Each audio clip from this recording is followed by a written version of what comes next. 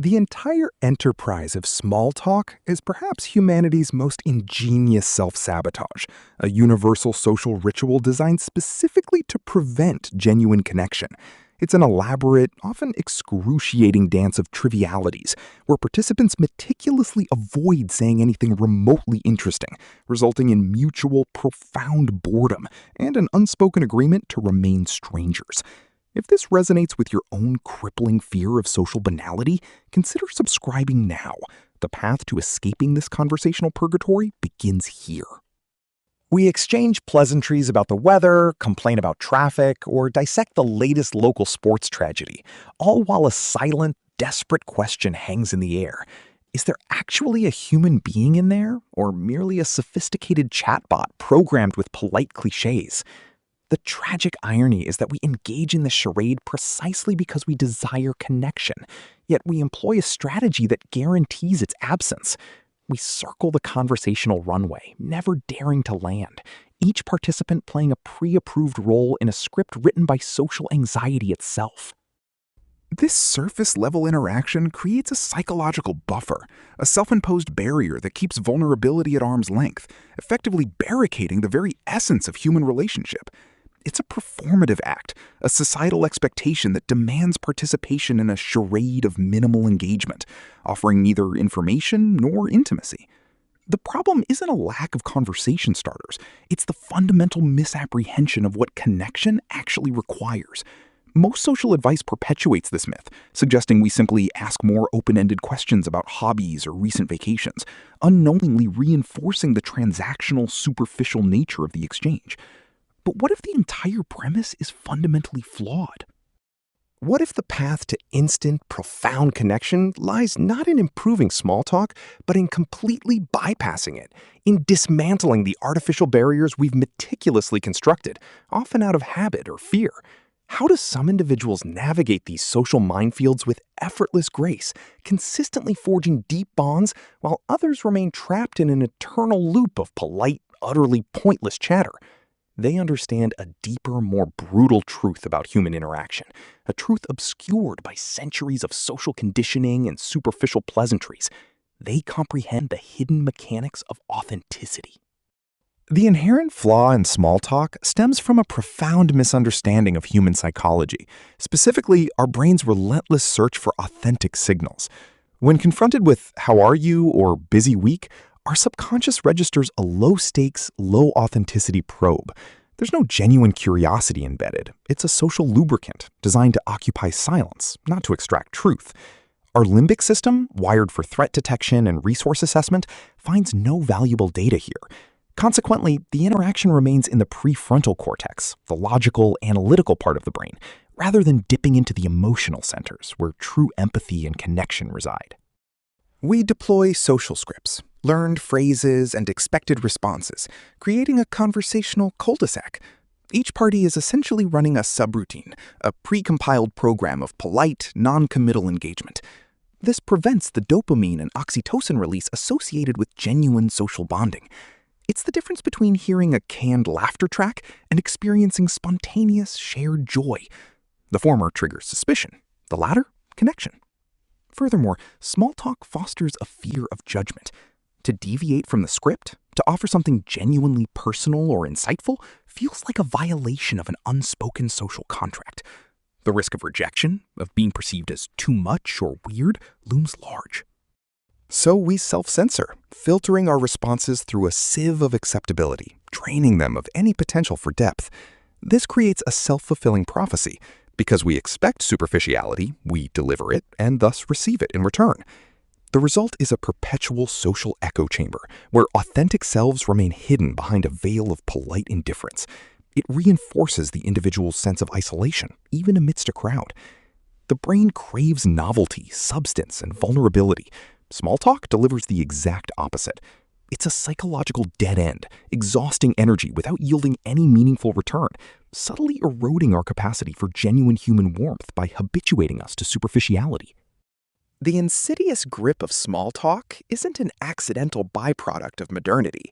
It's a historically cultivated artifact, a social technology that evolved to serve purposes far removed from genuine connection. Its deepest roots can be traced to the complex courtly societies of the Renaissance, where detailed etiquette and stylized conversation served as critical social tools for status signaling and political maneuvering. Speaking too directly, revealing too much, or expressing unvarnished opinions could lead to immediate downfall, or worse. Small talk became a defensive mechanism, a linguistic fog designed to obscure intent and maintain hierarchical distance. In Victorian England, it flourished as a cornerstone of bourgeois respectability. The sprawling, anonymous urban centers, coupled with rigid class structures, necessitated a means of interaction that was polite but non-committal. You needed to acknowledge another's presence without granting them access to your inner world or private sphere. It was a social firewall, preventing undesirable intimacy and preserving perceived decorum. Conversation manuals from the 18th and 19th centuries meticulously detailed how to engage in polite yet utterly meaningless exchanges. These prescriptive guides solidified small talk's role not as a bridge, but as a barrier. It served as a litmus test for social conformity, a quick way to identify outsiders who lacked the proper social graces.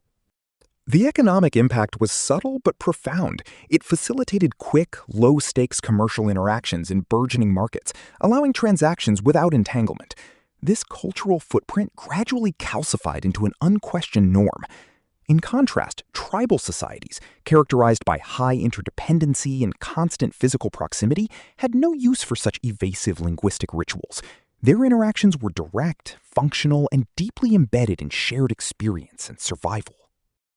The modern adoption of small talk, therefore, represents a fundamental societal shift, prioritizing politeness over profundity, a historical anomaly that we now blindly accept as an inevitable facet of human interaction, forgetting its original, often manipulative intent.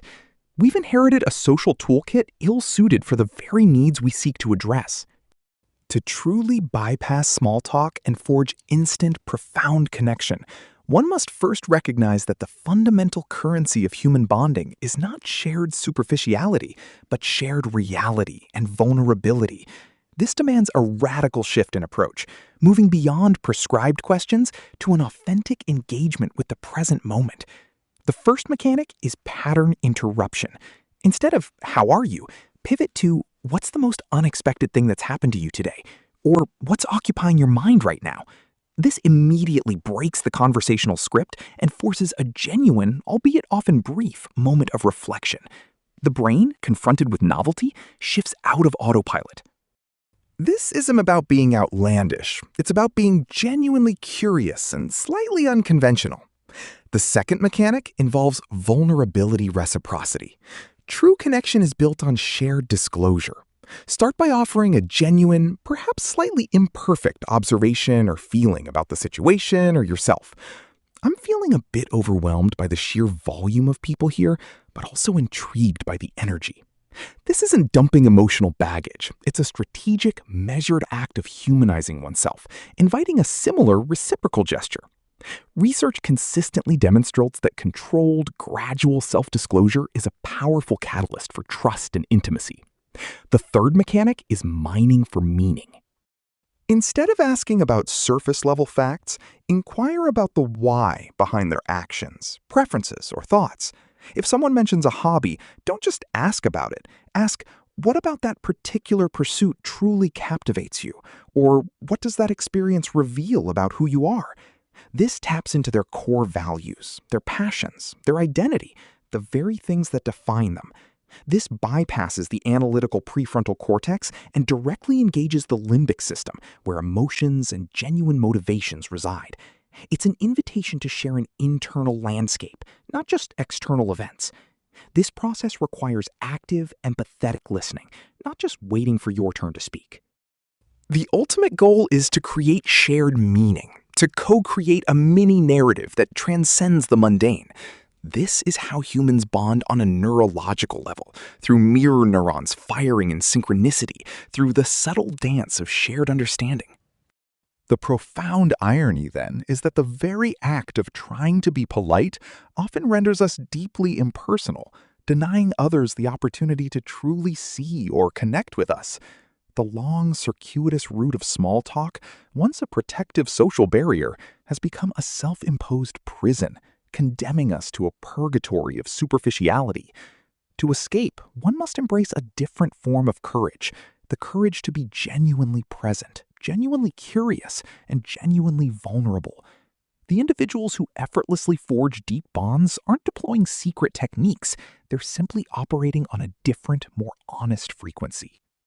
They understand that every interaction is an opportunity for a miniature act of co-creation, a chance to build a shared moment of reality.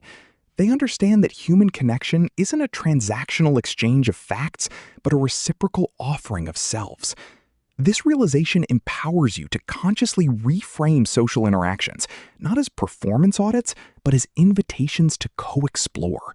By abandoning the tired script, you reclaim your agency, choosing depth over superficiality. The historical trajectory of small talk reveals its archaic utility, but in an age craving authenticity, its continued dominance is a testament to our collective fear of raw, unmediated human encounter. The payoff for bypassing the social charade is not merely getting close instantly, but a fundamental recalibration of your entire social landscape. You move from accumulating acquaintances to cultivating meaningful relationships, from exhausting superficiality to energizing depth. This psychological shift unlocks a potent truth. Connection isn't something you find, it's something you create through intentional, courageous acts of self-disclosure and genuine inquiry. The world transforms when you see every person not as a potential awkward interaction, but as an undiscovered country, waiting for an invitation to share its true landscape. The most effective way to skip small talk isn't to master a new set of clever lines.